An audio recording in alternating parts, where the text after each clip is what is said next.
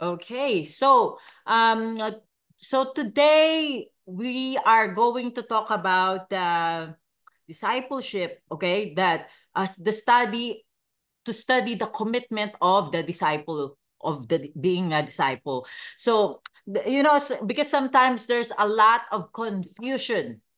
Sometimes there's a lot of confusion about the requirement for salvation to go to heaven and the requirement for the discipleship to bring heaven here on earth. So there are two different topic, okay? They are not the same. So there are requirements for salvation and there are also requirements for being a disciple.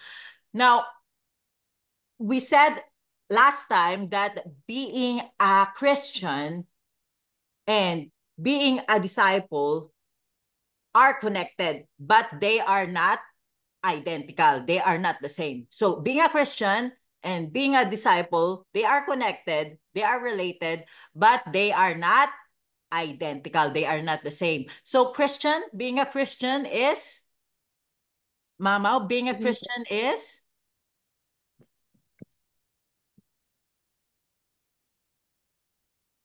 Nakamute ka, Ma? Believers.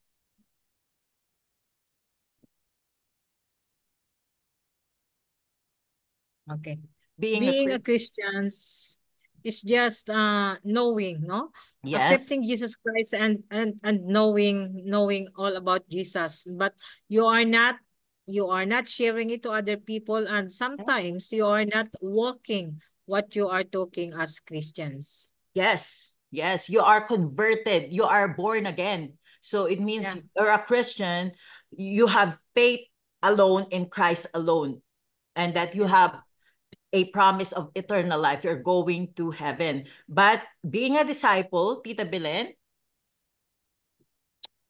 Being a disciple, it is more committed follower of Jesus who actively seek to learn from him, live according to his teaching, and spread out the gospel of his message.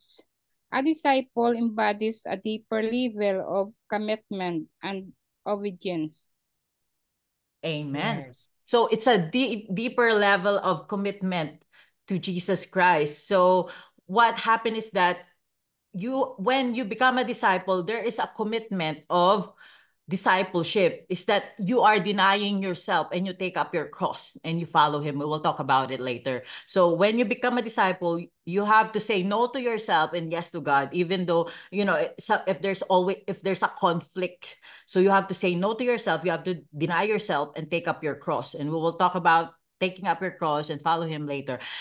That is the requirement, and it's a deeper level of commitment. That's what Tita Belen said. So now that you can bring heaven down to history, down to earth for influence and impact for your life experience. That's being a disciple.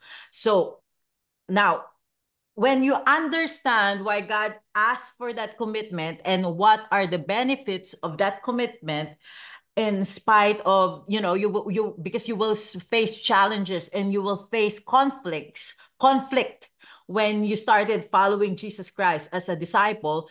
Now, if you understand the benefits of it, you will be motivated to make that commitment, because there are benefits when you confess Christ as your Lord and Savior. Publicly confession. Okay. So let's say when you go to university, when you apply, you've been to university and you go to college.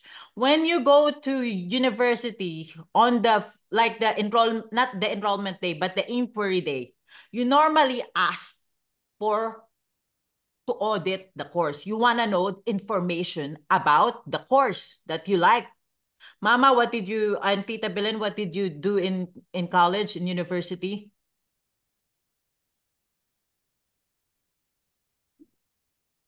Study more and to take What your profession.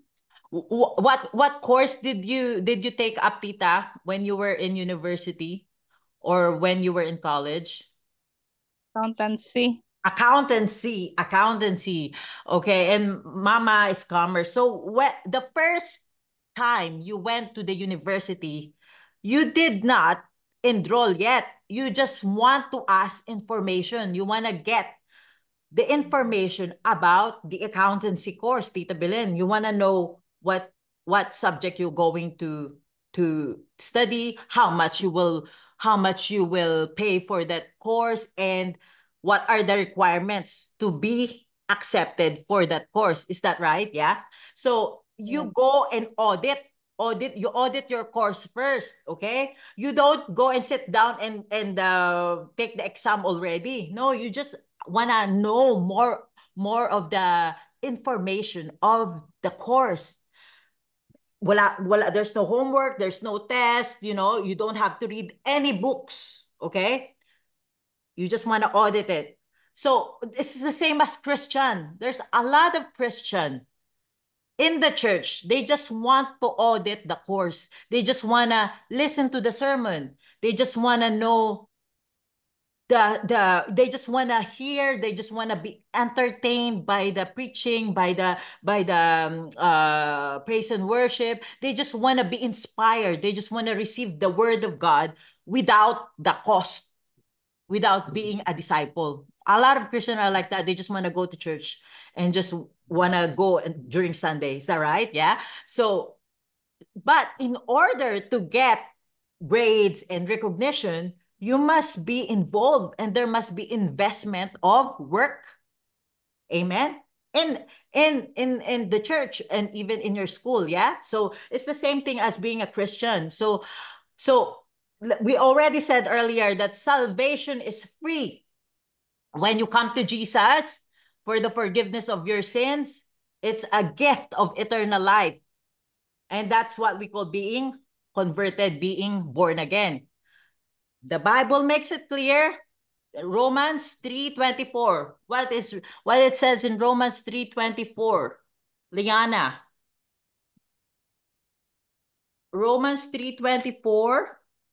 Is Liana there? Yeah, Romans 3:24. Yes, you can open your camera.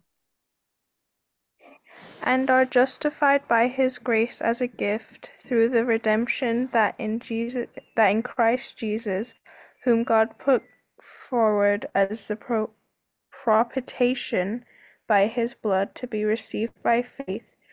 This was to show God's righteousness, because in his divine forbearance he had passed over former sins. Okay, so in other words, Romans 3:24 says that we are being justified and it's a gift of God by his grace, okay? We were redeemed as by his grace. And we are redeemed, which is in Jesus Christ, okay? Through Jesus Christ. Ephesians 2:8-9, Tita Belen, Ephesians 2:8-9.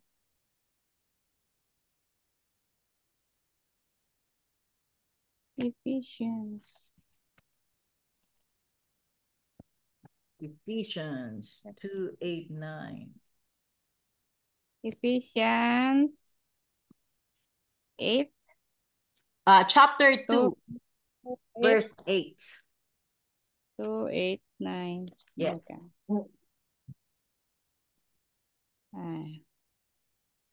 For by grace you have been saved through faith. And this is not yours own doing. It is the gift of God. 9. Not a result of work, so that no one may boast. So, what does it mean, Tita? That salvation is? Through grace, our salvation, for by grace you have been saved.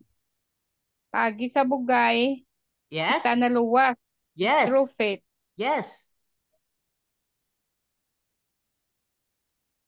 And good work is a gift of God only. It's a gift of God, not through your work, not as a result of your work, not because of your work, not because of yourself. It is a gift of God. Salvation is a gift of God. So, no one may boast. Walang, ano ba yung boast in Bisaya? Malaki. One can brag. Magmalaki. Magmamalaki. Jesus, I'm in heaven because I'm very good Christian. I open a church. I built a church. Jesus, I'm in heaven because I feed 1 million hungry children in Africa. No, you cannot go to heaven because of your good works or even any of your works. It's only through faith in Jesus Christ. It's a gift of God. So no one can boast. Amen. So that's very important. So we know now that salvation is free. Amen. Okay. So this is very important because we wanna try to contrast what is the requirements for being a Christian and being a disciples. Okay. So that's Ephesians 2:8-9. Okay. Salvation is free. But if you put something in front of it, or if you require something, if you ask a converted person, a Christian, after he received Jesus Christ or after she received Jesus Christ, and you ask something or require something to be saved, then that is wrong. You know, a person is saved for eternity by faith alone, in Christ alone, for eternity. It means it cannot be taken from you. It cannot be, you're saved for eternity by faith alone, in Christ alone, and is promised to give eternal life to all who trust in Jesus Christ alone, and it's free. Now, when we talk about discipleship, it talks about cost. There is a cost, there is a price tag. There is a price to be paid to become a disciple. To become a Christian is free. To become a disciple, you have to pay. There's a cost. Now, there is a responsibility. It needs involvement in your part. So, kailangan you have to invest. You have to put work. You have to put involvement in your part to become a disciple. Amen? So, you're saved by what Jesus did, but you're a disciple because you cooperate with Jesus Christ by what you do. Amen? So you are saved only because of Jesus Christ, of what Jesus did on the cross. But you are a disciple because you cooperate with Christ by what you do. Okay, so let's look at Romans 3:28. Paul makes it clear that you are saved by faith apart from works. Romans 3:28, Mama. Romans 3:28. For we hold that one is justified by faith apart from the works of the law. Amen. So justified means, what is the meaning of justified? You are proclaimed innocent. You are now sinless. Jesus already proclaimed you justified. Okay? So what does it mean is that you are saved by faith and not by works from law, from works of the law. Okay, because you are following, because you're obeying the 10 commandments. You are not saved because of that. You are saved because of your faith, because Jesus proclaimed you justified when he died on the cross, and you put your faith on him when he died on the cross. That's justification. Okay, now justification means you are proclaimed innocent, not guilty anymore. Okay, you have no sins anymore. That's what it means, justified. Okay, but you become, now we are talking now, but you become a disciple by a faith that does work. Okay, you become a Christian by faith, not by work, but you become a disciple by faith that works. Okay, you got it? You understand? You are a Christian by faith, not by work.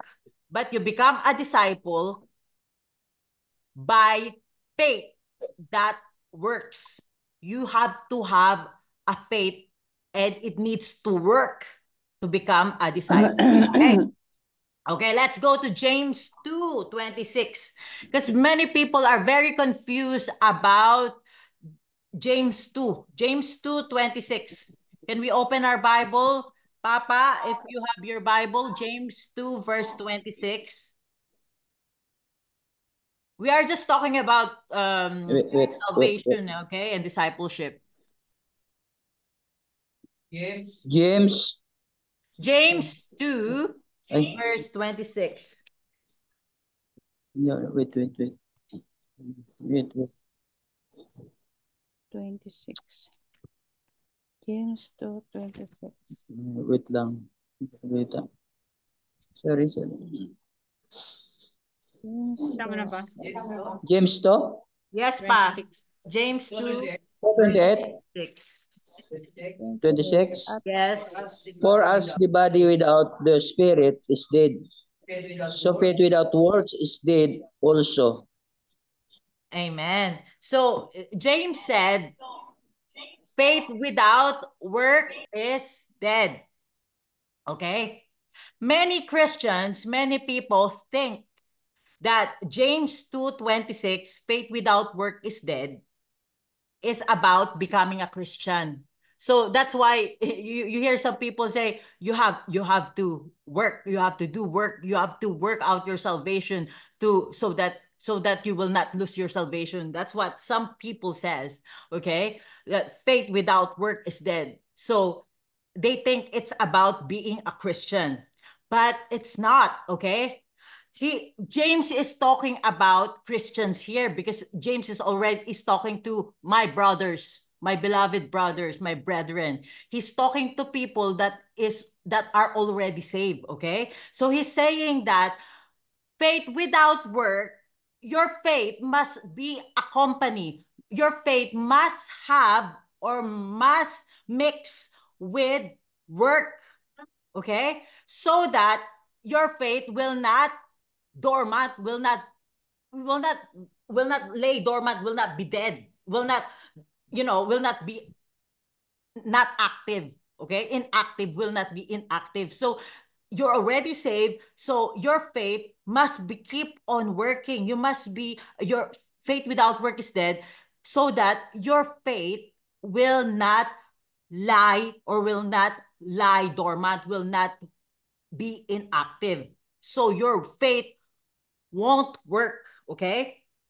Your Christianity won't work for you if you don't work, okay? So that's what James said, okay? Because he said in James 1, verse 19 to 21, he said, my beloved brothers, my beloved brethren, okay? So he's already talking to Christians, okay? So he said that James 1, verse 21, Tita Belen. James 1:21, 1, verse 31. 31. 21? Yes, James Okay. chapter 1, verse 21. Therefore, put away all filthiness and rampant wickedness, and receive with meekness the implanted word, which is able to save your souls. Amen. So James is saying the word is already in you. It's already implanted in you, which is able to save your soul. You're already a brother. You are already saved. So he's talking about my brother and sister, you're already saved. The word is already in you. The word is already implanted to you, but you need to, your faith, you must work your faith so that your faith will work for you. Your Christianity is going to work for you.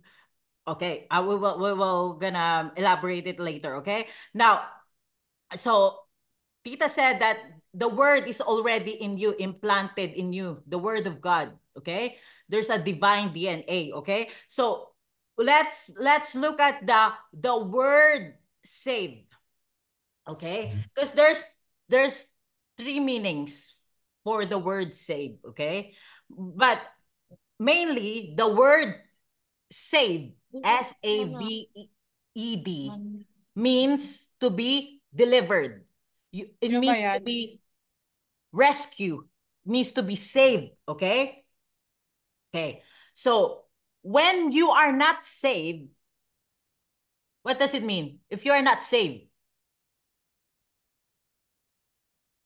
You're Mama. not a Christian? Yes. Yes, when you're not saved, it means there is eternal separation from God. Yes? Eternal separation. Amen? Because you are still in the kingdom of darkness. There is eternal separation. You're dead in spirit. You are not saved, okay? But, yes? And then when you become saved, Jesus is bringing you to heaven. He is saving you, delivering you from eternal separation from God. So that means you are now saved. You are not anymore separated from God if you are saved, okay? Now, if you are saved here in earth, okay, that if you are saved here on earth, there is another meaning for being saved here on earth. It means that God is rescuing you in history. So God is helping you here in your problems, in your trials. He is delivering you from your tribulation, from all these problems that you are facing, okay? That's sometimes in the Bible they use that to they use the word save for being rescued, for being delivered in history, okay? Now, let's go to so that's the thing when we talk about um save, okay? Being saved, okay? I just want to tell you the three different part, okay? Let me just look at my notes. It's gone, I think. Yeah, I think it's gone. So when you are saved, when there's three parts, okay? When you are saved, you are a Christian. You are converted from the kingdom of darkness. You are now transferred to kingdom of light. That's being a Christian. Right. That's being a born again Christian. Okay. There's another one that is being that the word saved that is used for being sanctified, okay? Sanctification. This is an ongoing, this is a present, being delivered, being saved. You are being saved, okay? Because sanctification is an ongoing process of being set apart, being holy. So when you receive Jesus Christ as your personal savior, you are saved, okay? You are saved, but you are being sanctified slowly and slowly and slowly. You are developing and you are maturing as Christian, and it will not stop until you reach the glorification. Okay, so we have conversion, sanctification. Sanctification is from the moment of your conversion to your glorification. And then we have the glorification, which means when Jesus comes to resurrect us. You remember during the rapture, he will give us a resurrected body, glorified body. That means that when Jesus comes during the rapture, he will give us a resurrected body free of sin. That's the word, that's the meaning of glorification. You are fully sinless. Right now, you are still sinning, even though you are going to heaven, because this is a part of being sanctified. So that's why you said, oh, why I'm still, I'm still making mistake, I'm still sinning, I'm still doing these bad things. But you are getting better. You are developing as a Christian. It's not gonna be like a fast work, but it's a very slow. It's a very slow until you receive the glorified body, okay? So that's the meaning. So for you to know the three different types of the being saved, okay? That conversion, which is being a Christian, you are being saved. You are being a born-again Christian, you accepted Jesus Christ as your personal Savior. You are being sanctified, sanctification, and then glorification. So at least you know now, you have a little bit of background about these three types of classification of being saved, okay? Okay, so now, when you go to the army, okay? When you go to the army, what do you pay? Do you have to pay to get into the army or to the military? Papa, do you have to pay?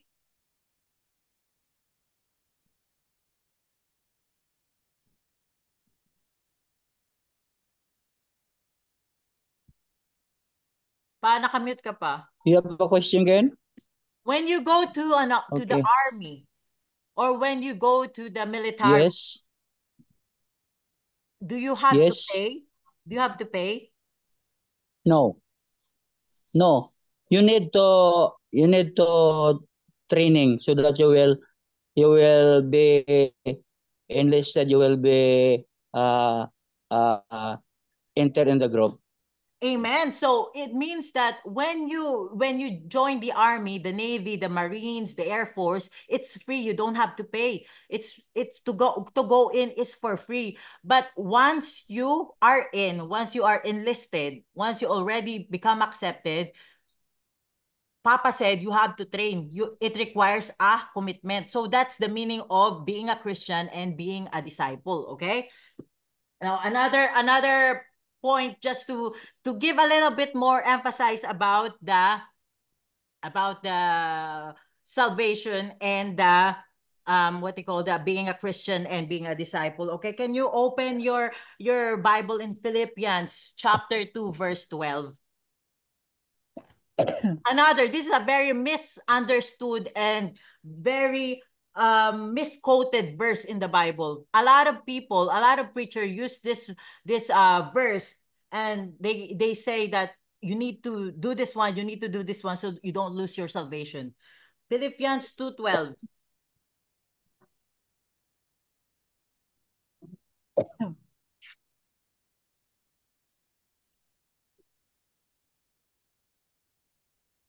Yes.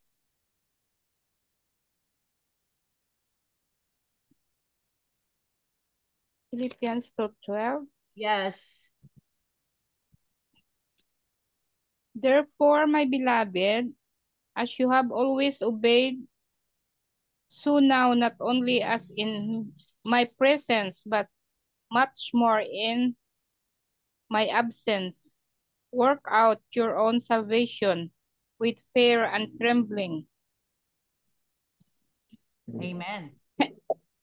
Okay, verse 12. Thank you, Tita. So it says there that work out your own salvation with fear and trembling. So I've heard some people say this word, work out your salvation, because you will lose your salvation. Is that right? So you hear that as well, Mama, Tita, Papa, Ate Yes. Chloe? Yeah. It's a very misunderstood and misquoted Bible verse, okay? He didn't say here that, okay, he didn't say work towards, okay? He didn't say work for or work towards, but he said work out. Bakit work out? It means you already have it inside of you.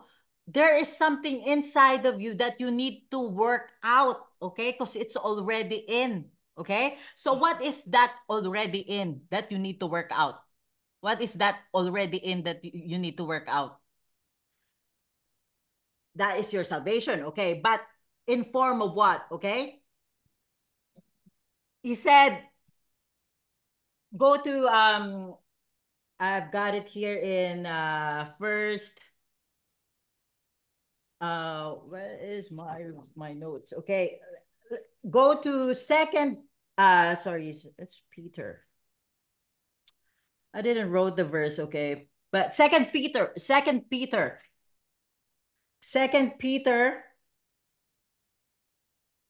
verse 1, chapter 1. Sorry, chapter 1.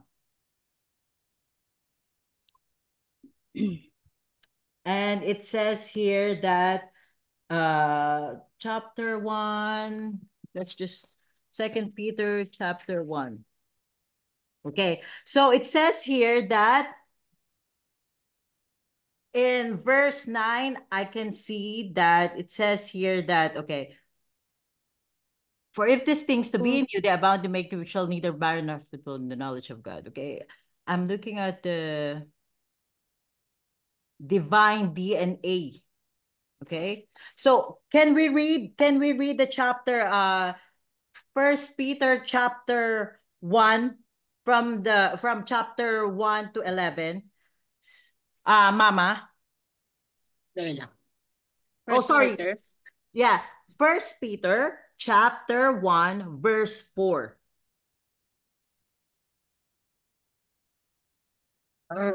First Peter. Dito naman sa ano. Dali lang. First Peter.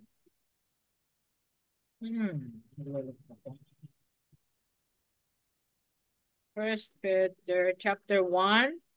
Yes, verse 4. 4. First Peter chapter 1 verse 4. And into an inheritance that can never perish, spoil or fade. This inheritance is kept in heaven for you. Okay. First Peter. Chapter 4? Yes. Second Peter? Second. Sorry, ma. Second Peter chapter 1 verse 4. Second Peter chapter 1 verse 4. verse 4.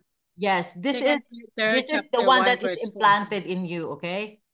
That you need to work out. Through this, he has given us his very great and precious promises, so that through them you may participate in the divine nature, having escaped the corruption in the world caused by evil desires. Amen. So the divine nature, that's the seed that is implanted in you, that is in a seed form, that needs to be worked out.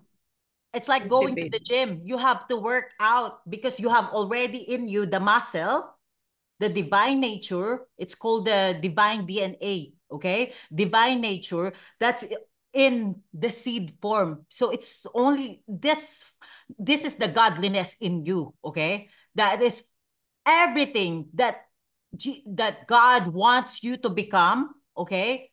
To become godly is already implanted in you. Everything. He says here, everything. Let's look at there's a word here. It says everything. Now, and then he said that you have to work it out, okay? You have to work it out. It means because it's like a muscle. To make your muscle grow, you have to work it out in the gym, in the spiritual gym. Because it's already in you. It's not that you have to put it in. You have to work it out, okay? That's the reason, that's the meaning of Philippians chapter 2 verse 1. Work out your salvation with fear and trembling. What does it mean with fear and trembling? What's the meaning of with fear and trembling? It means you have to take it seriously. You have to make it like when you go to the gym, you have to have a workout plan to take it so seriously, to work it out. Okay? That's the meaning of with fear and trembling. Now, because we already said earlier that you cannot work your way to heaven because it's a gift. It's a free gift of God. Okay? You cannot work. It's a gift. Okay, now once you receive Jesus Christ as your personal Savior, the divine DNA, the one that Mama have read in chapter 4 of verse 4 in 2 Peter chapter 1 verse 4, the divine DNA is already in you. But you must, there is a condition there that you have to put all diligence. Okay, you have to put all diligence means you have to, what's the meaning of diligence? You have to make it active. You must be attentive to it. Amen. So you have to practice being godly. And what's the meaning of being godly? It is the character like of Jesus that we are imitating. God-like. Okay? So we Likeness are of God. becoming godly. We are being sanctified slowly and slowly, day by day, as we spend time with Him. Amen. And it's not just, okay, it's not just, this is just a little bit of background, but we can focus on it the next time. But it's not just by your work, okay, to become godly. This is a cooperative program. So God is doing His part, and we are doing our part as well, so that we become more godly, okay? Because it says here that in His wait, okay, because He said that in verse 5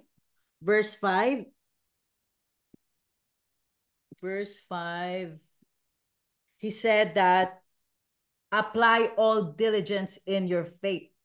And God, verse 3, God has granted to us everything in His divine nature. So we'll talk about it later, okay? Or the next time. So that's the reason why this Philippians 2:1 is becoming like misquoted and misunderstood verse in the Bible, because you don't work out your salvation. You don't you cannot lose your salvation. It doesn't mean that you try to do your best to work really hard so you can be saved. No, it means you work out your salvation with fear and tremble. It means that you put action into the divine nature that is already in you, and you work it out. You work your faith. You go to the spiritual gym and work it out. So your godly muscle will become active and will become big. Yeah, amen. So let's go now to the cost of discipleship. Now, being a disciple has a cost. There is a commitment. That's what Papa said. Luke 14, verse 12. This is one of the costs that you may face when you become a disciple. Luke 14, verse 12.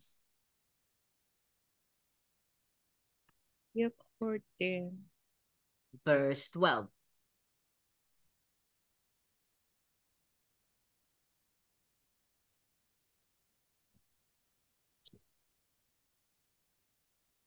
Luke 14:12.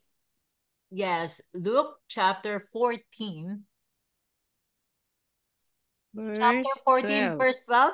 He Is said that right? also to them who had invited him, when you give a dinner or a banquet, do not invite your friends or your brothers or your relatives or rich neighbors, lest they also invite you in return. Go to 26, ma. Go to 26.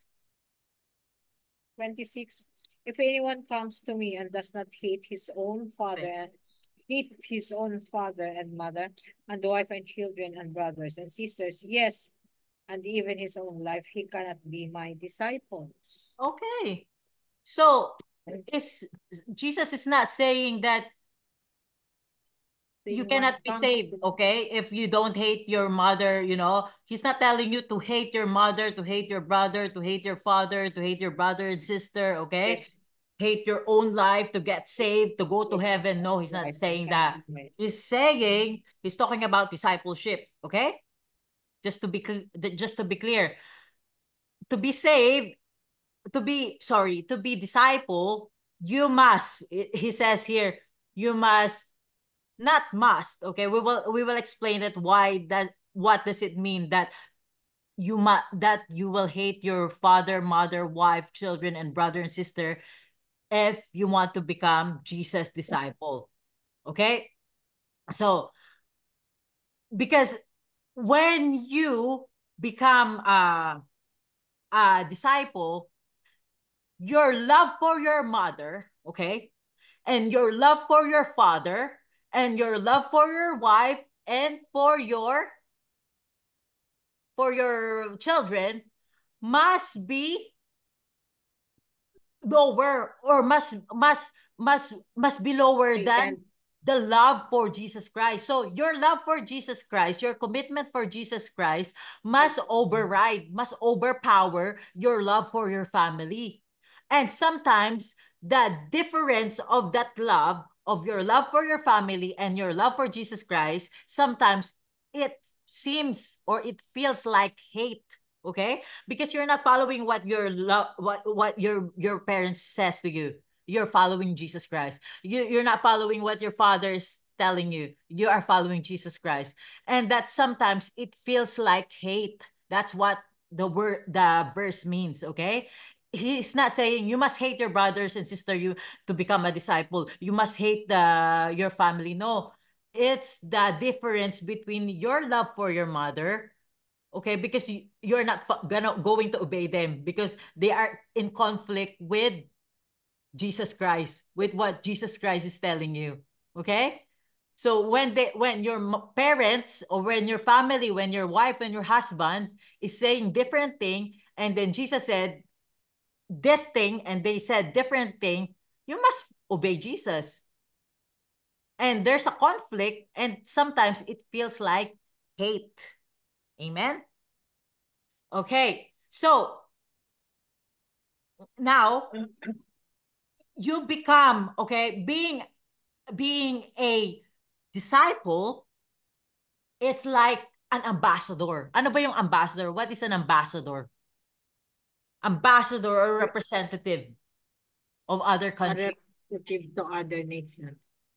Yes. So when you become a disciple, you become a ambassador. You become an official representative of Jesus Christ here on earth. Okay? That's what it means to become a disciple. So, the moment you receive Jesus Christ as your personal savior, he didn't take you straight go to heaven.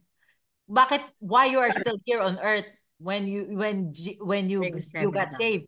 Because you still have things to do. You still have you become an official representative of heaven here on earth. So that's why we pray, thy kingdom come, thy will be done.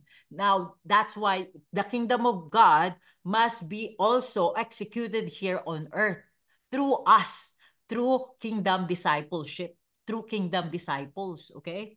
Because you are now an ambassador, a representative of heaven here on earth, okay? If we say ambassador, you are from other land and you go to another country. Like say if you're ambassador of United Kingdom, you are based in Philippines. So you are from other kingdom and you are working in a foreign land. That's what it means. We are working in a foreign land. We are not from here. We are not from earth. When we received Jesus Christ as our personal savior, we got transferred from kingdom of darkness to kingdom of light, kingdom of heaven. That's why we are now a citizen of heaven. And that's why we are here temporarily. This is not our home. Our home is heaven. Amen? Okay. Now, to become a disciple, there must be first a decision. There must be a decision to be made. or else you cannot be part of this elite group called disciples, okay? Okay. Now, your love for Jesus and your commitment for him, we said earlier, must transcend, must overpower. Your love for Jesus must powerful than your love to the people that surrounds you. Yeah. To anything, to any relationship in your life. So your love and commitment to Jesus must transcend. Transcend means higher. Transcend higher, yeah? Transcend higher than any other relationship, even your relationship with your husband and your wife, okay? So he names it mother, father, children, brother, sister. He names it in Luke. Mama said it, your whole family, okay? Now, what happened in Adam and Eve? Love Jesus. Love What Jesus more than Papa. Yeah. But in Genesis, what did Adam do? Ano na? In Genesis, if you go back to Genesis, what did Adam do? What did Adam? he do? What did he where did he put his commitment? To Eve or to God? When he ate the fruit? To Eve. To To Eve. follow Eve.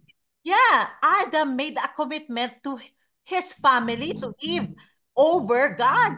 That's why we are paying for the consequence of sin. Because Adam followed Eve, not God. And that's the reason why, that's being a disciple. Your commitment and your love must be for God, higher, must be 100% to God, and your love for your family must be lower than your commitment to God. Okay? So that's why when he ate, Wives submit to your husband and husband submit to God. But Adam did not submit to God. He submit to his wife.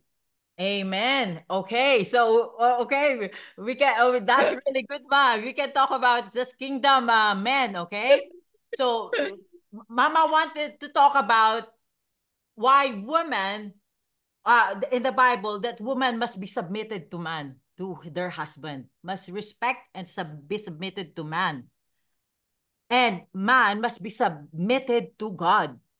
Okay, that's because kingdom man, because man is responsible for his family. That's why God asked Adam, where are you? God didn't say, Eve, where are you? God asked Adam, where are you? Because Adam, the man, is responsible for his family. Okay?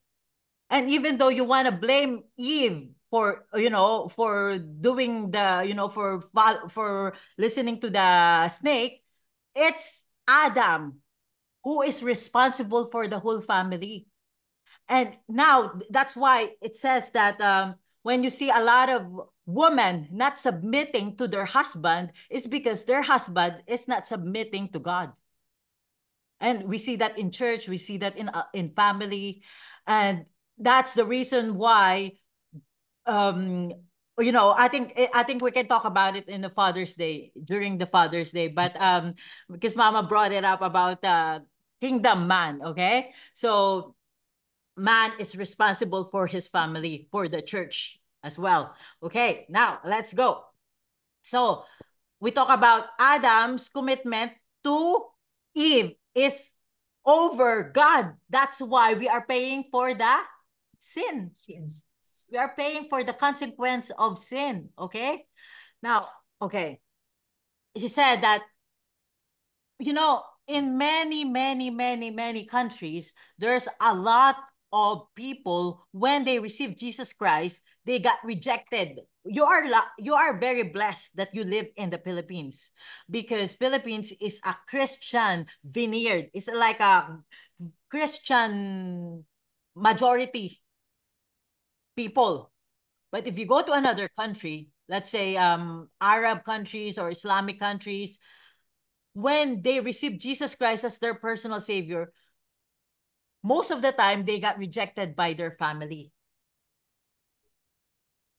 And that's the reason why, that's the reason why we are, what do you call that? That's why he said that if that your love, even though if you get rejected by your family, I must be first. I must be followed. I must be the first and foremost, and you must follow me, whether it's going to create a conflict in your relationship. Okay, so and that's why we are saying very, very blessed, because in UK, in Philippines, most of the people are Christian, but here in China, not very much. So that's not a lot of people that are very open with their religion here, with Christianity. So now, when you make that decision, okay, he said that in Matthew 10:34, can you open your Bible in Matthew 10:34? When you make that decision, there's going to be a sword. There's going to be a conflict.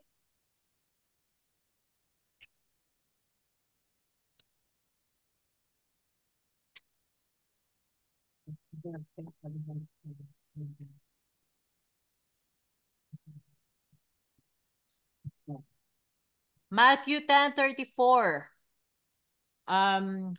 Tita? I do not think that I have come to bring peace to the earth. I have not come to bring peace, but a sword. Okay. Sword. What did Jesus said? That he brought a Sword. Espada. Sword. There's a sword. And what happens when you use the sword? What does it do? Cut. It War. cut. It split. Arm.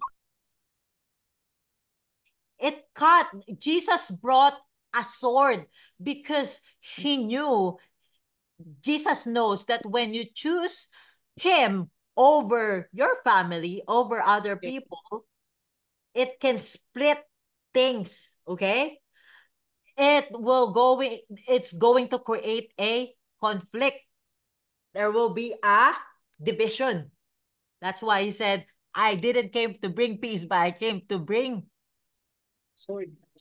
This is to become a disciple, okay? Not to become a Christian. Because you're a Christian, you're okay, you're saved. You can just go to church and, you're saved. But to become a disciple, there's a cost, and this is the cost. One of the costs is that there will be a split. There will be a disunity, or there will be a sword.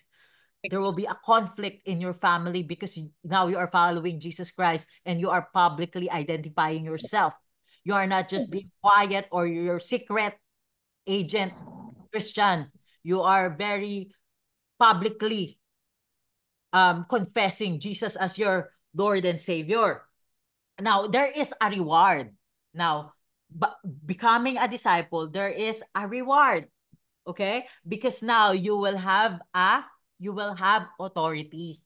Okay? Open your Bible in Matthew 10:10. This is one of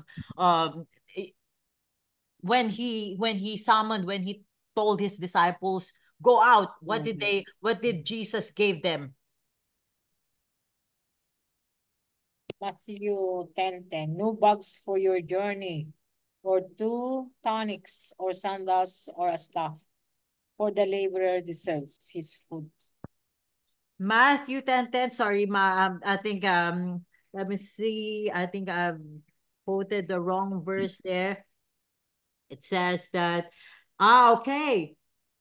Oh, Matthew 10:1, not 10:10. I add 0. 10:1. 10:1. And called to him his 12 disciples and give them authority over unclean spirits to cast them out and to heal every disease and every affliction. So what was the reward there? What was they were given authority to do what? Yeah. What are the things that they can do? Papa, what are the things that they can do in Matthew 10:1? To heal every disease. Heal every disease. Yeah, you have the power to heal disease. And what else it says in 10:1? To cast out. Cast Cast out out. the unclean spirit. Cast out demons. So you can, nakakapagpalayas ka na ng demonyo. Okay, so you can heal sick, you can cast out demons. Demons. All manner of sickness, sabi, all manner. Doesn't matter if it's leprosy, cancer, or lame, or blind, or, Peter, so was it Peter and John? They healed the man, the lame man. They made him walk because of the authority of Jesus. They casted demons out. So all kind of diseases, all manners, it says it's not just a particular disease. So that's one of your power. That's the authority that Jesus is giving you when you become a disciple. That's really amazing, isn't it? And some influence, some wisdom, some they can prophesize. You can speak prophecy. Some they could speak in tongue. There's a lot of authority. Okay, there's a power. There's a power if you started becoming a disciple, because now heaven is going to back you up, because you're not just pleasing yourself, you are pleasing God. Right. Yeah, you are abiding in him, and that you're pleasing him. Yeah, amen. Okay, now, so what he says here, that so what do we need to do, okay, to become a disciple? He said carry your cross. Okay. He said in Luke 9:23, you must carry your cross daily. Okay. What does it mean to carry your cross? Luke 9. And he said to them all, if any man will come after me, let him deny himself and take up his cross daily and follow me. Okay. What is the verse pa? Luke 9:23. Yes. Luke 9:23. You carry your cross and follow me. Did Jesus say carry my cross or carry your own cross? What did Jesus says there? Pick up his cross daily Pick and up his follow. cross. So your own cross. You don't pick up his cross. Yeah? And he said to them, any man will come after me. He said, if any man will come after me, let him deny himself and take up his cross daily and follow me.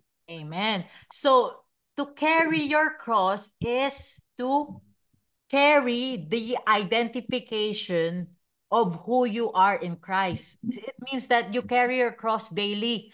What Jesus did 2,000 years ago must be on your back. Okay? You must be carrying it everywhere you go, not just leaving it in your home. So when you go to Jesus Christ, when you accepted him as your personal savior, you receive him as your savior, you're going to heaven. But then most of the time, after we accepted Jesus Christ as our personal savior, we leave the cross. And then we go on with our different life. We go to our school, we go to our job, we go to our family, we go to the church, and we leave the cross in our home or in the church. He said there, you must take up your cross daily. It means that your public identification with me, your public identification with Christ you must be carrying it all the time. So when you make decision, okay, when you make decision, you must consult God. He must be obeyed. He must be the one who's going to overrule your life, in your personal life, in your family life, in your business life, in your financial life, in everything. Okay? Now, carry your cross. Okay? Carry your cross. What does it mean to carry your cross? Because sometimes people are getting very confused again with what does it mean with carrying your cross. My daughter is sick. Maybe this is my cross. My business is not doing well. Maybe this is my cross. My husband left me for another woman. Maybe this is my cross. No, that's not your cross. Okay? That's your general problems in your life, okay? Your cross is the situation that you experience that is connected to your identification with Jesus Christ, okay?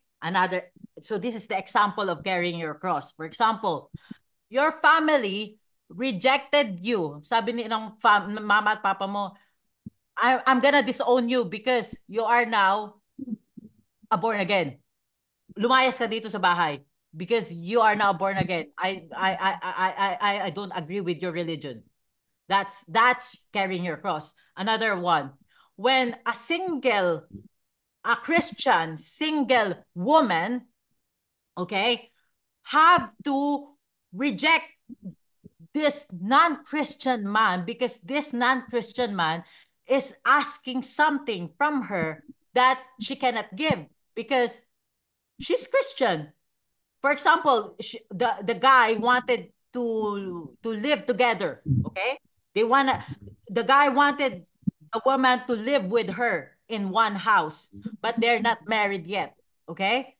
But the Christian woman said, no, I'm gonna have to leave you because Jesus said, my faith said, the Bible said that I cannot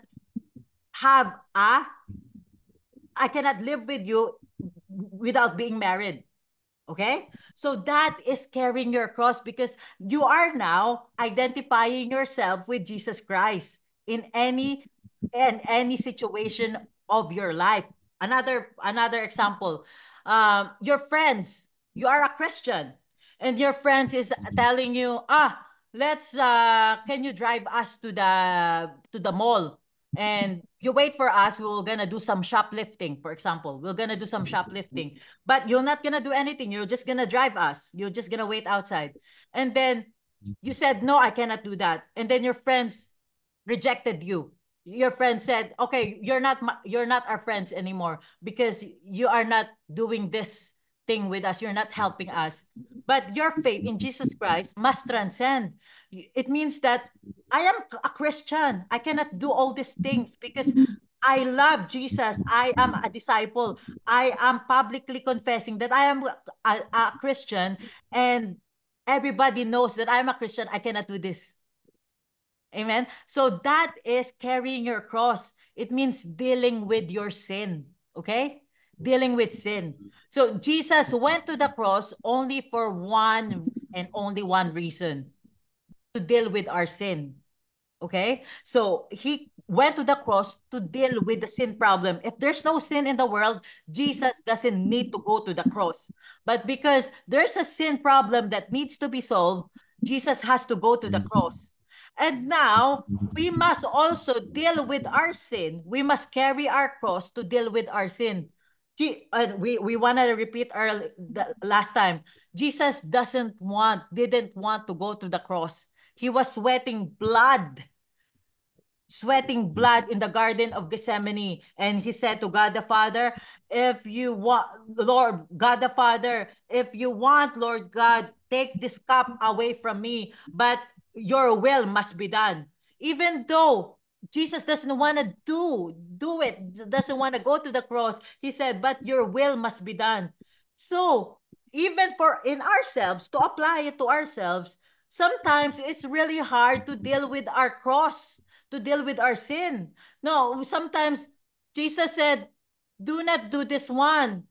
Do not, okay, let's say, do not scam these people. You're making money out of scamming people. You're Christian, for example. But you cannot stop it because you're making money out of it and it helps you to make money. But then it's hard to stop it because you're gonna lose a lot of money. But then that's what carrying your cross, it's going to be hard because even Jesus doesn't want to do it. So it's going to be hard for you as well. But then you must say, Jesus, your will be done, even though this is going to be hard for me, even though I love this person, but but I cannot give him what he wants from me, even though because he's not a Christian, Lord God. You said to me that I can only marry a Christian. So even though I love this person, I am not going to associate myself to non-Christian, to marry a non-Christian. That, this is an example, okay? So carrying your cross is dealing with sin. And sometimes it's going to be really, really hard. But you must make a decision. You must take up your cross and follow Jesus. Amen? Follow Jesus. Yes. Amen. Okay. So now we can go now to the answer, the question that we posted the last time. Is that okay?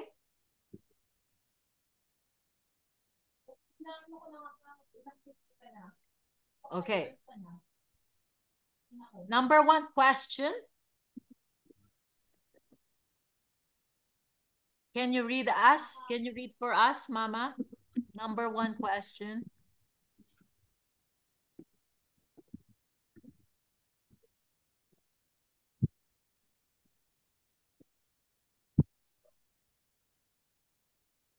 What do you think?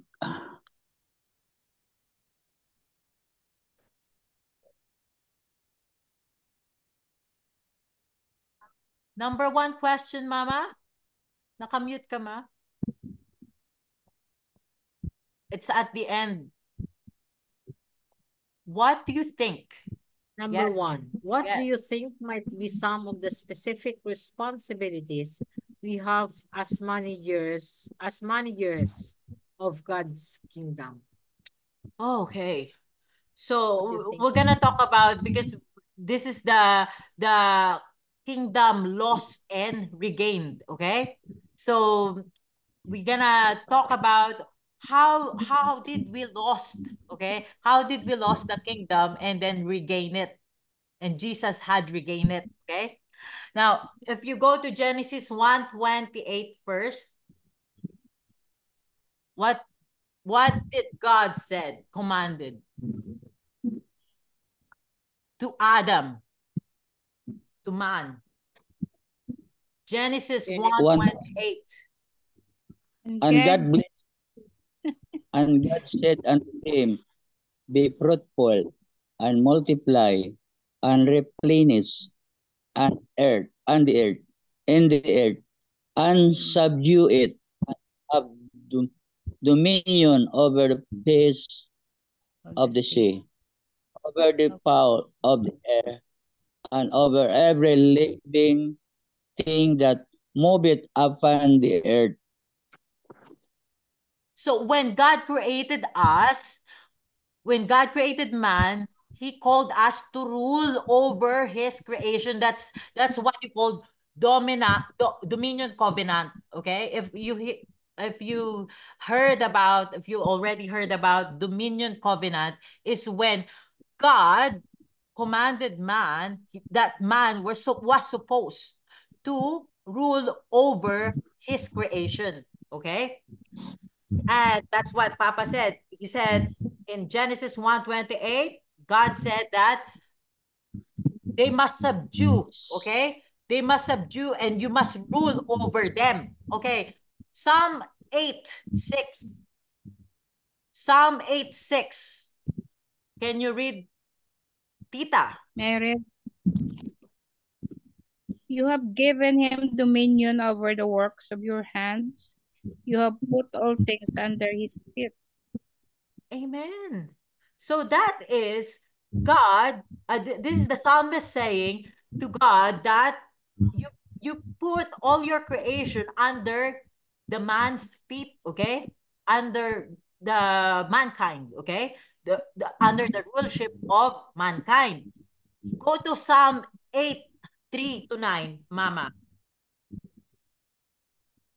This is how it tells you that this is the human, the man. Psalm chapter 8, verse 3-9. Verse 8. Verse 8, 3-9. Yes. When I look at your heavens, the work of your fingers, the moon and the stars, which you have set in place. 4, what is man that you are mindful of him, and the son of man that you care for him? 5, yet you have made him a little lower than the heavenly beings and crowned him with glory and honor. 6, you have given him dominion over the works of your hands. You have put all things under his feet. 7, all sheep and oxen and all the best of the field. 8, the birds of the heavens and the fish of the sea, whatever passes along the path of the seas. And 9, O Lord, our Lord, how majestic is your name in all the earth. Amen. So now you now understand that man, Adam and Eve, man was commanded by God, all of us, was commanded by God to rule over the creation. He said that what is man that you take thought of him, that you made him a little lower than God, and you crown him with glory and majesty, and you make him rule with glory and make him rule over the works of your hands. Okay? Now, but Mama said in verse 9, it makes you praise Jesus. It makes you praise Jesus for making you, for blessing you, for making you a ruler above all his creation. Okay? So the question is, why do you think the psalmist viewed or think that humanity's rule over creation as a reason for praising God? In other words, why do you think that ruling the creation makes the people, makes the humankind praising God?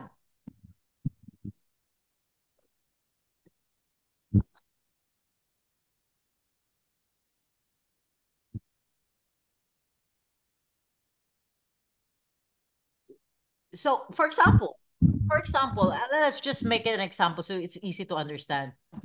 For example, Mama, let's say your mama, Lola Ina, gave you all the land, all the house, maybe all the cars. You inherited all the businesses, for example, okay? From your Lola Ina, from your Mama Ina, okay? And then what makes you, in return, what you will do to your mama for making you to manage all the businesses and to give you all this inheritance? For example, you're the only child. What you will do in return for that blessing? What you will do to your mama? Huh? Be thankful. Be thankful. Be thankful. Okay. So what you will do when you are thankful, you are expressing it. Okay. You are expressing to be your gratitude to your parents, to your mother, for giving you all the blessing. So this is what we are calling praise. Praise is a worship express, okay? Praise is a vocal. When you say vocal, you say it. You praise God for blessing you, for making you a ruler over the creation.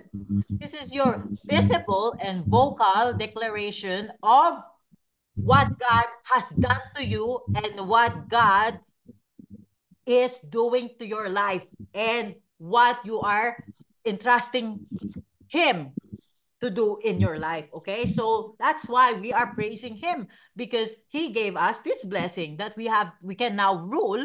We have to rule, or we must rule, but then there's a problem. Satan came. Satan came. Okay, so that's why we are praising him, because of the blessings. Okay, now, however, let's go to number 2. However, Adan in Tagalog, si Adan. Adam forfeited. Anong forfeited? Parang na-disqualified, no? Forfeited the rule when Adam gave to Satan's temptation. When he gave in to Satan's temptation, there's a fall of the rulership. Okay?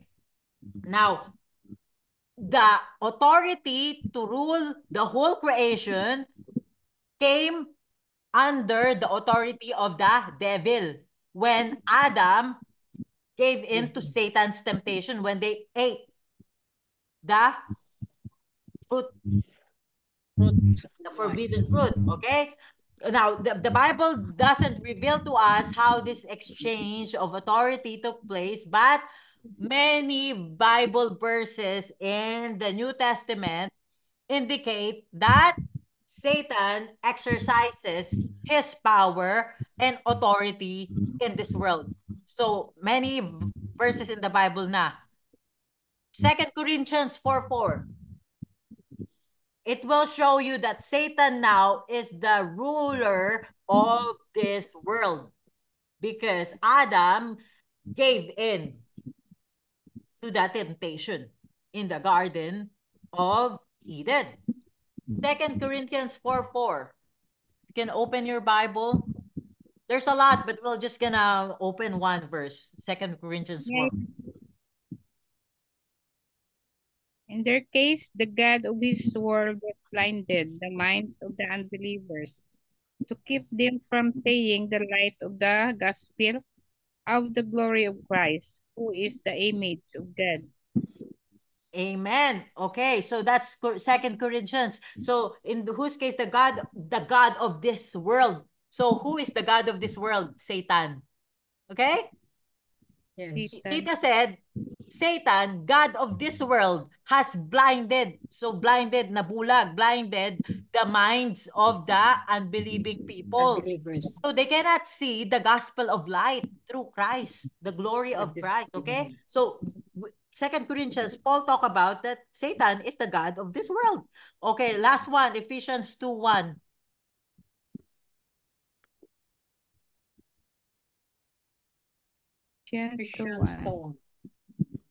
Ephesians chapter 2, verse 1 to 2. As for you, dead in your transgressions and sins. Amen. Ephesians 2:1. Yes. 1 to 2. In 1 and which, 2? yes, In which you used to live when you followed the ways of this world and of the ruler of the kingdom of the air, the spirit who is now at work in those who are disobedient. yes, okay. In other translation, according to the prince of the power of the air. So Satan is the prince of this world, okay? In this world, he is the prince of the power of the air that is now working in the sons of disobedience. Okay. Yes. I'm just gonna say Colossians 1:13. For he rescued us from the domain of darkness and transferred us to the kingdom of his beloved Son. Okay. So we are in the kingdom of darkness if we are in the world. Okay. Now the question is, what is the question in number 2? Mama, what is the question in number 2? How do they describe, is that right? How do they describe the kind of power that Satan possesses? Those verses. So, the verses that we read earlier, can you describe the kind of power that Satan has according to the verses that we read? Number 1, Papa? How do you describe And- the kind of sicknesses? In many religions, particularly in Christian, Satan believed to possess certain kinds of power, Yes. deception, influence, opposition, spiritual warfare, temporal power. Amen. In deception, Satan is a deceit capable of misleading and tempting humans away from righteous paths. In influence, Satan can influence human thoughts and action, promoting evil and sin. Amen. So Opposition is okay. so you covered most of it pa, no? So he is now the God of this world. So all this deception, opposition of the heavenly kingdom, and disobedience, sins, and trespasses. We also said that he blinded the minds of the unbelieving. He is the prince of the power of the air, and he has the domain, the kingdom of darkness. Okay, that's his power that he possessed. Now, number 3, in what ways do you see the devil or Satan stolen authority manifested in this world today? In In what do ways you can see his authority in this world today? stolen your time regarding in your religious or spiritual activities like attending Sunday worship service, every Sunday fellowship to their believers, other believers, discipleship or winning soul for Jesus. He block your time to bring good idea to other people, especially salvation topic. Amen. Okay, so he's blocking some topics like the salvation topic. Yeah, that's what you're saying, Papa. He's blocking your time as well. Yeah, he makes you not to go to the church or not to go to your fellowship, to your Bible study. Yeah. Okay, that's one of Satan's power or authority in this world today. Tita Belen, how can you see Satan's authority in this world today? Satan plans to kill and to harm people. Like, for example, murderer and raping or malicious action, drunkenness, drugs, gambling, so many disturbances given by Satan to block out the mind of the unbelievers for Jesus. Amen. Yes. That's a really good answer. Mama, what do you think how Satan stolen authority is manifested in this world today? For Satan's stolen authority manifested in this world today, especially in the life of the unbelievers, no? The darkness that he is putting into the minds and the eyes of the unbelievers so they cannot see the light of Jesus Christ in their life. Yes. It's blindness, isn't it? It's the blindness that he puts in our eyes. So I said my answer is sometimes the legality of sin. So abortion is legal now in other countries. Assisted suicide, that is murder, is legal now in other countries. Same-sex marriage is legal in other countries. Idolatry, okay, as well. Idolatry, a lot of what they call that, worshiping other things except than God, okay? And influential people, celebrities in music and entertainment, in movies, they're trying to normalize the work of evil. So cursing and doing these things, showing in TV, in the movies, it's becoming normal. So that Satan cannot be seen there. It's like, oh, it's normal. It's like, that's okay. Before when you see a naked person in the telly, you're like, you have to cover your eyes. Now it's like, that's normal, isn't it? Yeah. Okay, number 4. Whatever power the evil one does possess, the scripture affirms that, the Bible affirms that God is still sovereign over his creation. Even though Satan possesses this authority on earth, okay? But the Bible confirm and affirm that God is still sovereign over his creation. So let's go to 1 Chronicles 29:11. 1 Chronicles 29 verse 11. Chronicles 29:11. Yours, Lord, is the greatness and the power and the glory and the majesty and the splendor, for everything in heaven and earth is yours. Yours, Lord, is the kingdom. You are exalted as head over all. Amen. So it tells you that God has the overall power and dominion and glory, rulership over all. As well in Colossians 1:16. Papa, Colossians 1:16.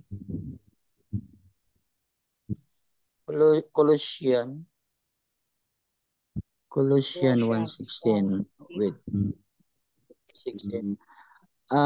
For by him were all things created that are in heaven and that are in earth, visible and invisible, whether they be thrones or dominions or principalities or powers, all things were created by him and for him.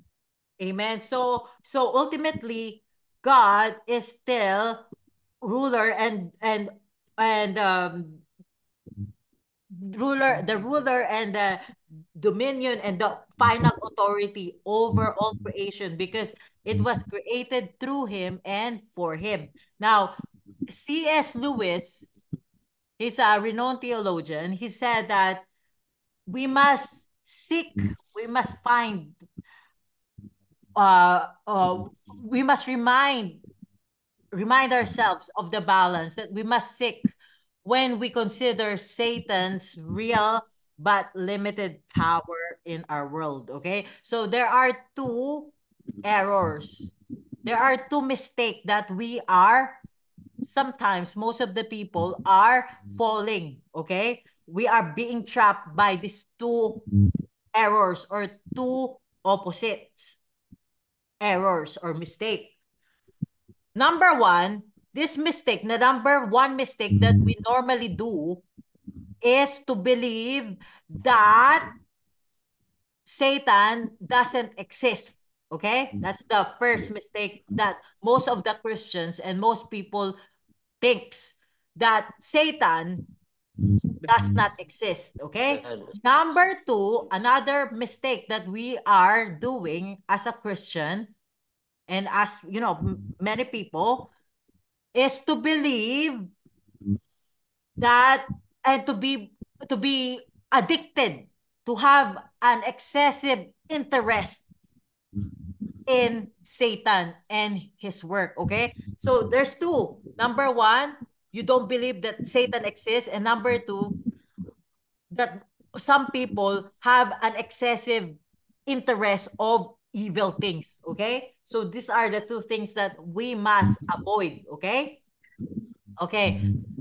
and those 2, it pleases Satan. It makes Satan happy when we do that. Okay, when we don't believe that he exists, or when we have so much interest in him and in his work. Okay, so the question is, what are some examples of each errors being made in our world? So, magbigay lang kayo ng example about these 2 errors. that's happening in our world?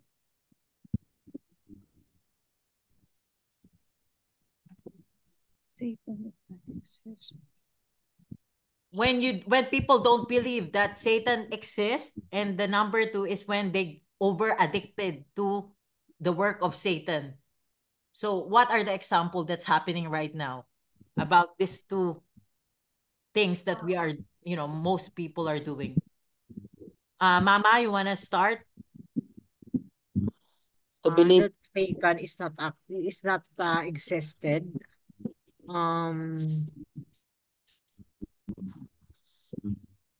Doing things, no, pretending that you are Christians, no, but then you are not doing. So for example, if somebody try to hurt you and somebody try to fight you and to tell bad things about you, and the Bible said that our battle is in spiritual realm. Our battle is in the spiritual forces, the darkness and the evil. So we must believe, we must fight spiritually. Because sometimes we forgot we are fighting the people, the natural people, but they're actually being used of Satan. Satan is trying to conceal himself. Okay? Sometimes we don't think that Satan is existing. Sometimes it's our husband, it's our friends that hurting us, that fighting against us, but it's not. It's the work of the enemy. Then if you then if you are not yet a matured Christians, we cannot understand that it's about the spirit, but because you are looking unto the person Yes. who is hurting you or fighting you. Yes. You get mad to that person because of your less understanding that it's because of the spirit of Satan. Yes, That is that's why using that person. that's the error that we are doing. We are fighting the natural, not the spiritual. We forget about the evil things, the devil, the work of spiritual forces and darkness, that they are existing. We cannot see them. There are angels and demons around you right now, that you cannot see. Okay, our fight is in spiritual realm. Fight our battle is in spiritual world and wicked forces. Okay, it says in the Bible. Okay, Paul says that. Okay, so that's why we need to fight in spiritual. Okay, because Jesus already won the battle in spiritual realm. Okay, the other one, second one, when we over addicted to the work of enemy. The Satanist, the people that worship Satan. There is a religion now. It's called Satanist, and they worship Satan. Yeah. Yeah. So they are overindulging themselves to Satan. They have so much interest about the unhealthy interest about the devil. So, sometimes they tattoo themselves with evil, with these things, they make songs about the demon and stuff like that. Yeah. So that is the example of being having unhealthy interest about Satan and his work and the devil. Okay. Now, okay, so our number five now. We are number five. In number five, as we saw in Psalm 8, God was committed to work through humankind to bring about his kingdom rule. So, in order to work through humanity rather than independently of it, God the Father sent a second Adam. Who is the first Adam? Adam. First Adam committed the sin. Okay? Now, God the Father, so in order to regain the authority, God the Father sent the second Adam. Who is the second Adam? Jesus. Jesus. Okay, go to Hebrew 2:5-18. Hebrew Sorry, this is very long, so I'm not gonna ask you, okay? I'm not gonna ask you in Hebrew, okay? I'm just gonna make a conclusion about Hebrew. So in Hebrew, it says that that because of the rebellion of man, because of the rebellion of the first Adam, okay, we do not see that all the creation is subjected to him, to man, okay? But God was not contented to allow his plan for man to manage of his kingdom to be thwarted by our sinful rebellion. So that's why he sent Jesus. He made Jesus a little lower than angels, okay? And Jesus became a man to restore the authority, the rightful place of managing God's creation for us. So Jesus died for us so he can reclaim the rulership and management of the creation, okay?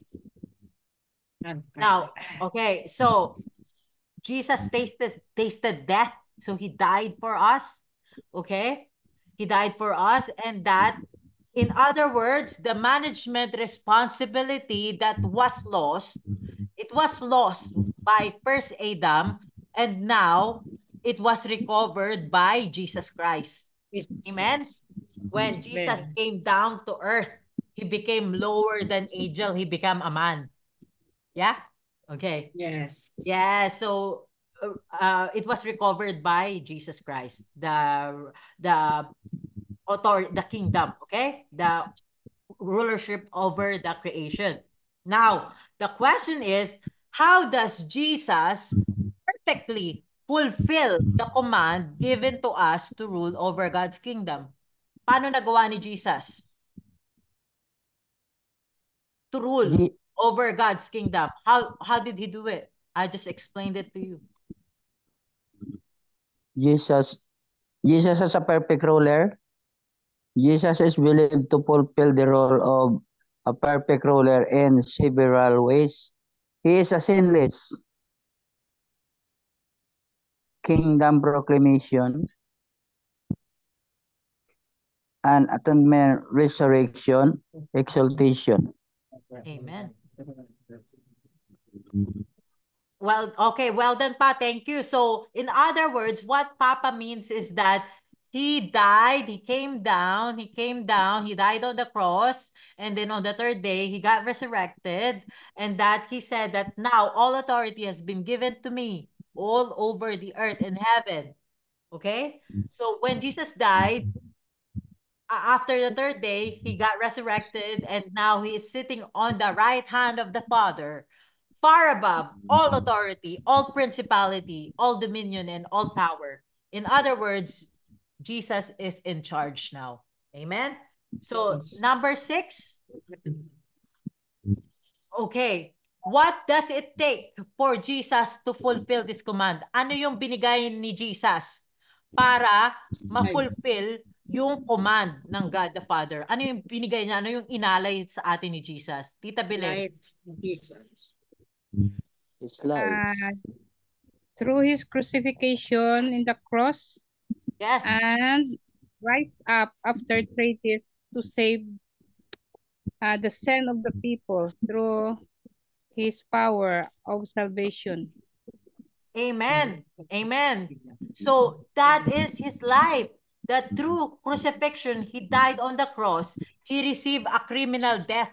Okay? He was seen as a criminal. You know, dying on the cross is a criminal death. So it took him his life to fulfill the command of God the Father.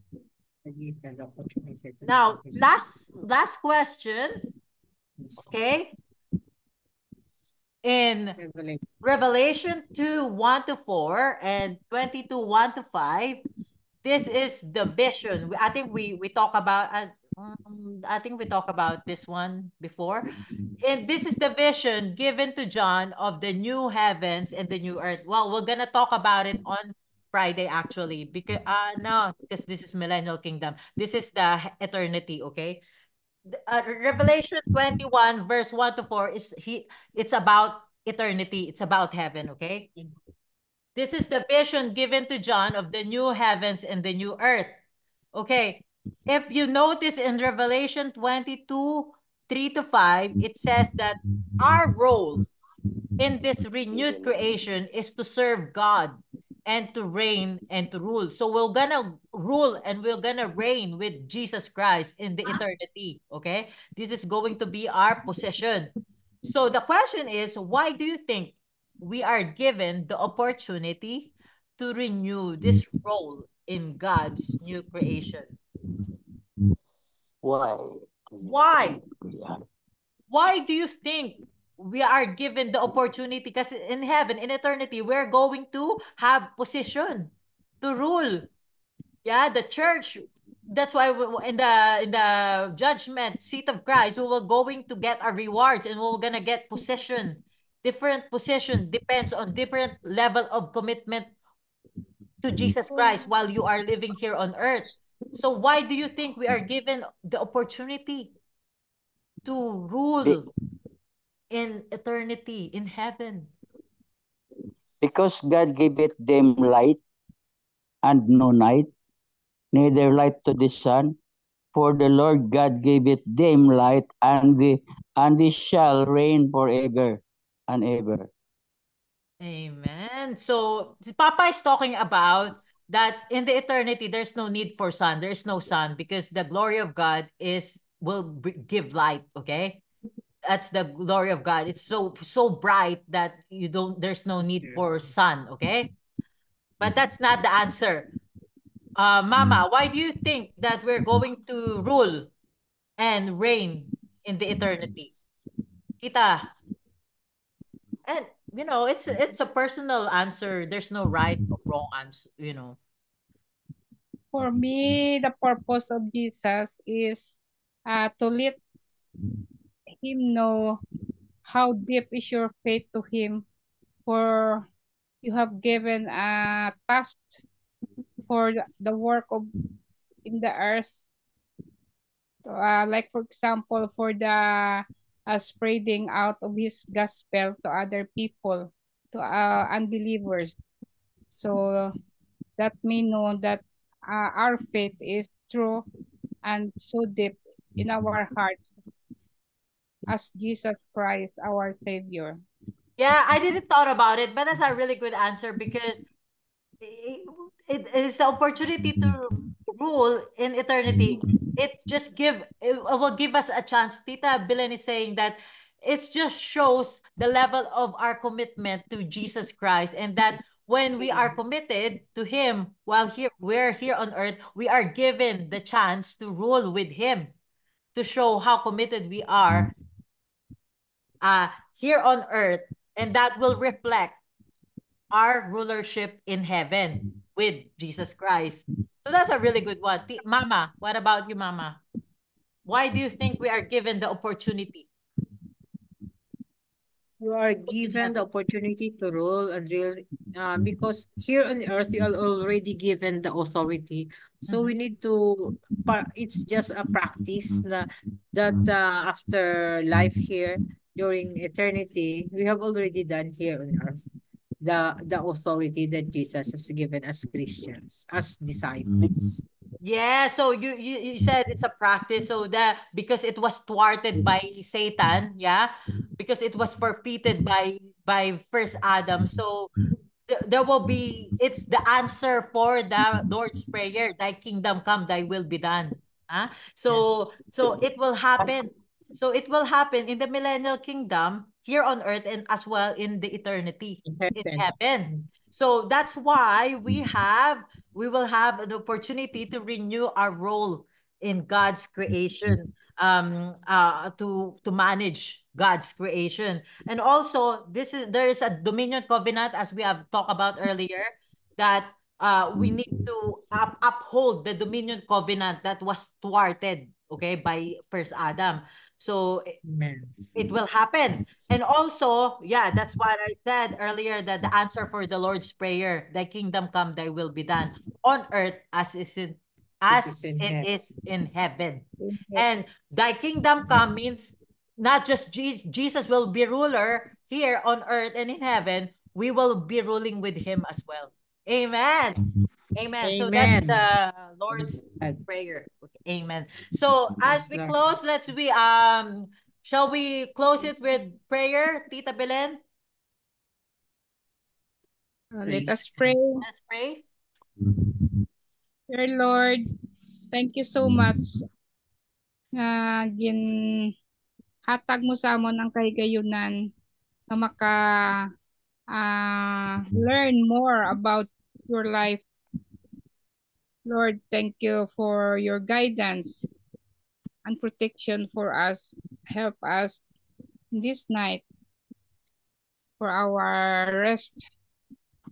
And subong man sa amon mga kaupdanan, sa amon mga kautoran nga wala nag-attend, Lord, ihikot man ang ilabalatyagon nga mangin kaupod sila namon to learn more about Jesus.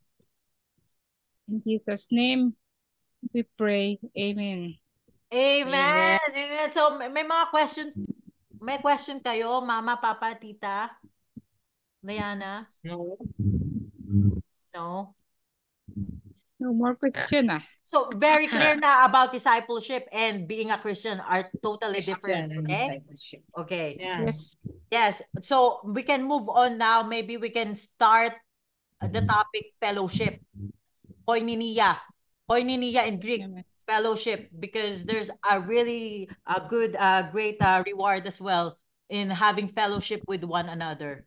Okay? Amen. So, yeah. So next Friday, next Tuesday, we're gonna talk about fellowship, and we're gonna focus on John, the book of John. Yung pinreach ni Tita last Friday, di ba? It's John 10:10. So yeah, so we're gonna talk about intimacy and fellowshipping with one another, okay, and the reward of it. Amen. Okay, so thank you so much, and have a lovely night. Thank you, and see you again next week. Thank you. Thank you. Good night. Bye bye. God bless. God bless you all. Bye bye.